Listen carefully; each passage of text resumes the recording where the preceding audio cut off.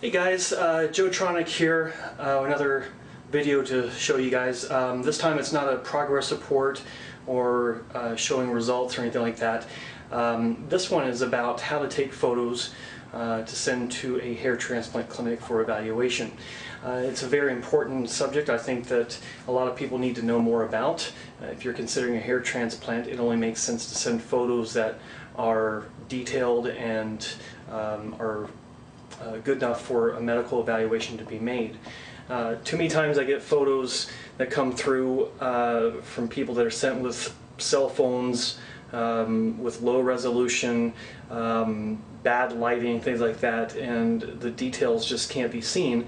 And so hopefully this will help some of you guys put together some photos that are better for evaluation. That way that your evaluation from this can be more accurate, and a lot of time can be saved so that the clinic doesn't have to send requests for new photos, because I've had to do that quite often. So what I'm going to do is I'm going to show a couple different scenarios on what not to do, and then a couple scenarios on what to do. So what we're going to do now is we're going to go back here to my living room.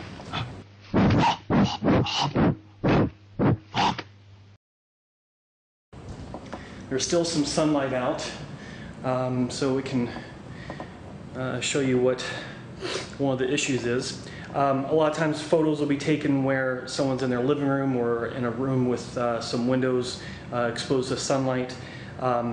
Not a good idea to take photos in front of a window like that, because like you can see behind me, the light's coming through and it's kind of making my hair more of a shadow than anything. I mean, you can see my hair, but you can't really see the details, right? You can see the hair on the side, but you can't see really a whole lot of detail as far as what's going on in my scalp, the density or anything like that. It looks really high, which is great, but it's not really conducive for photos.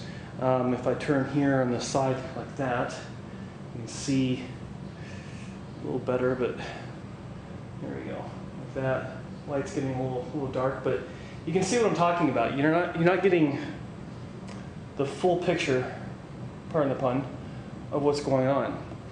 And then another one I get, let's see if I can turn this around here like that, is the crown. Like in my case, it's really thin right now. My hair is so short and so soon after procedure, it's good to show you that, you know, it can kind of skew what you're really seeing in the photos. Here on the top, just not good for evaluation. Okay, so another scenario, and let's go over here to this light.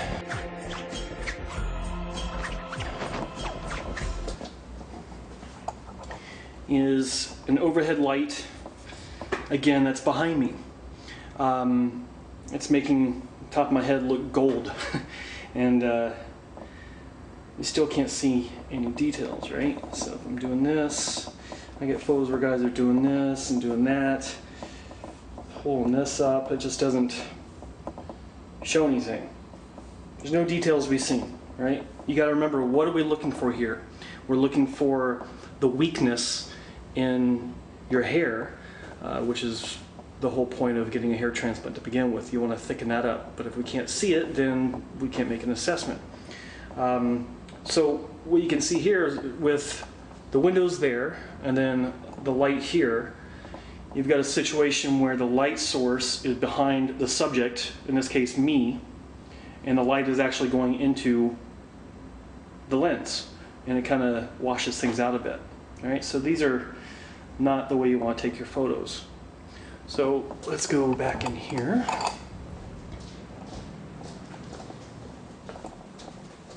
Okay, this is a little better. Got an overhead light that's kind of overpowering the light back there. Yeah, I got a plant up there in the balcony. So here you can see my hair. You know, much better lighting. And the light source is up there. It's directly above me, which isn't always the best, but if I move it back here, there we go. Now the light is behind the video camera, or in your case, the camera, and in front of me. So now you can see all this good stuff in here. Right, you can see the top of my scalp right there. If I turn around here like that, you can see the back much better. So it should be much more clear. Now, take it in here, close that door. This is the washroom. You can see, got light source there. There's the mirror. There's me talking to you. So, the light source is definitely in front of me and behind the camera. And now you can see the real deal. So if I do this, I do that, and there's the back. Right? Pretty simple.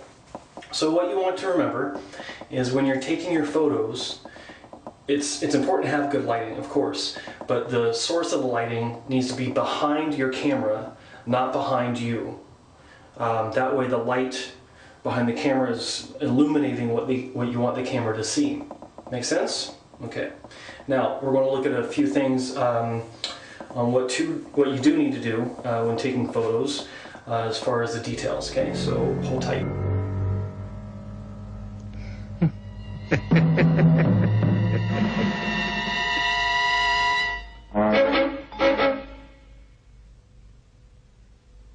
Okay, so now I've taken it back into the kitchen where I've got a lot of overhead lighting. So what this does is this acts as probably the best overall ambient lighting, ambient being from the sides and overhead as well. Best lighting that I can ask for. And you can see that I've got a lot of direct lighting on top of my head, but it's not washing things out because the peripheral lighting over here and over there is illuminating the sides as well, right? So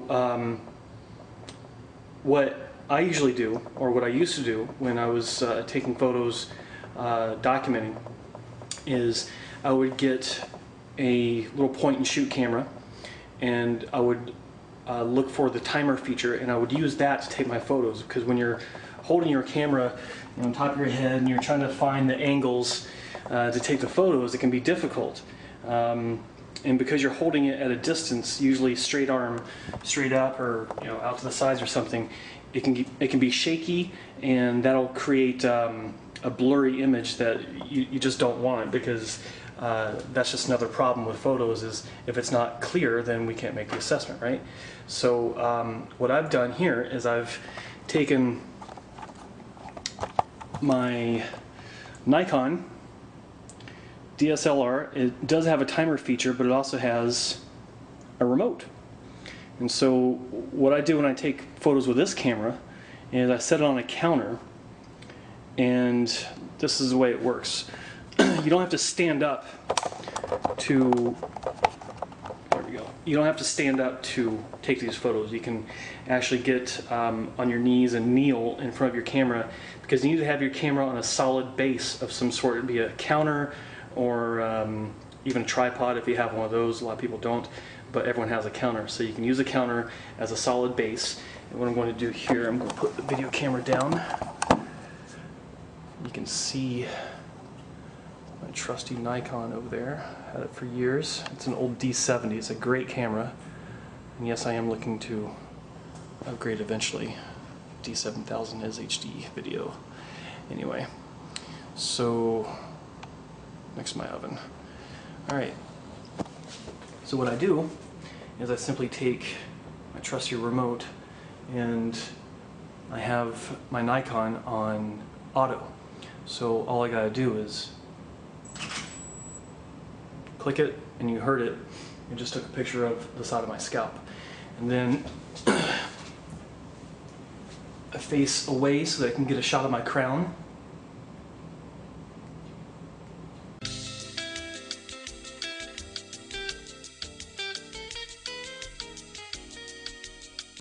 My remote wasn't working. There we go. Okay. So, facing away, my crown's facing the camera.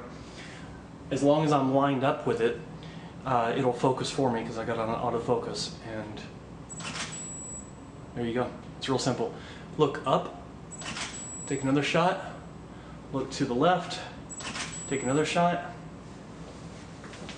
Face the camera, head down. And that's basically it for the angles that you need to take when taking photos. So it's pretty basic, just left, right, front, top, back, and you'll have your bases covered.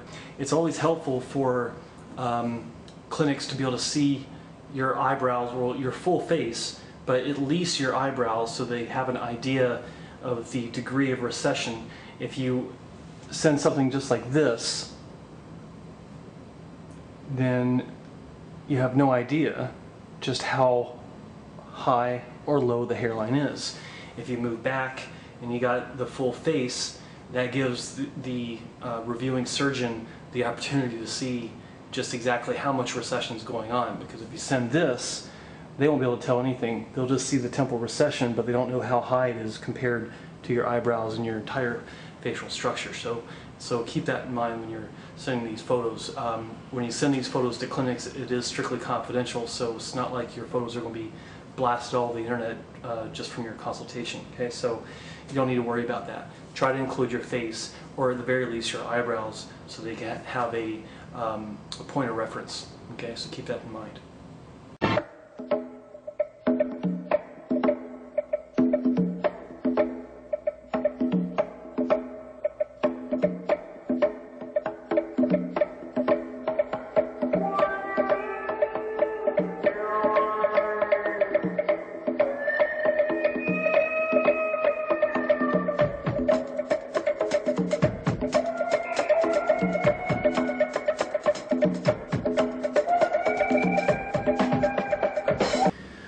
Okay, so those are the basics when it comes to taking photos of different angles. You got the basics down for the lighting.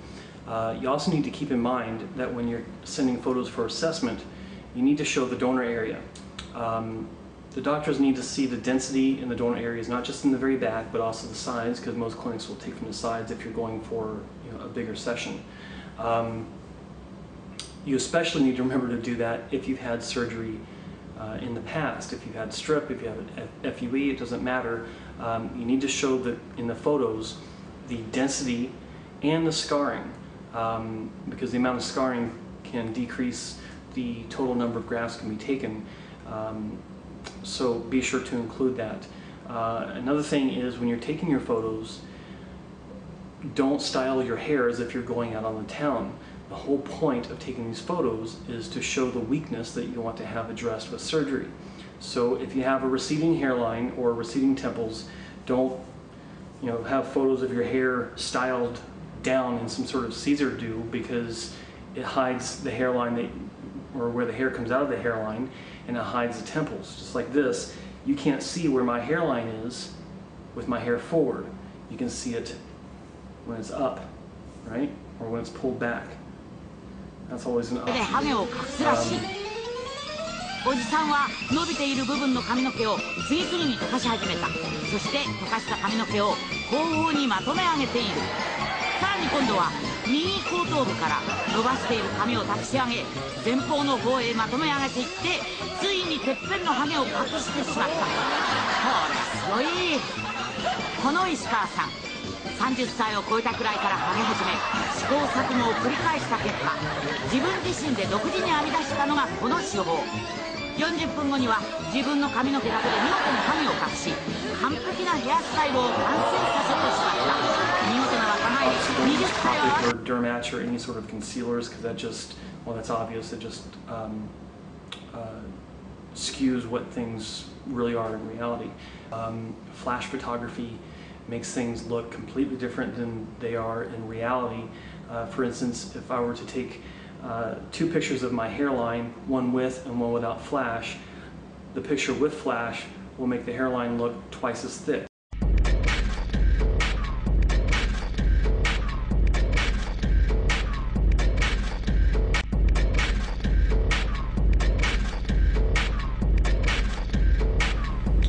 So that's basically it. Those are the basics for how to take photos for assessment by clinic.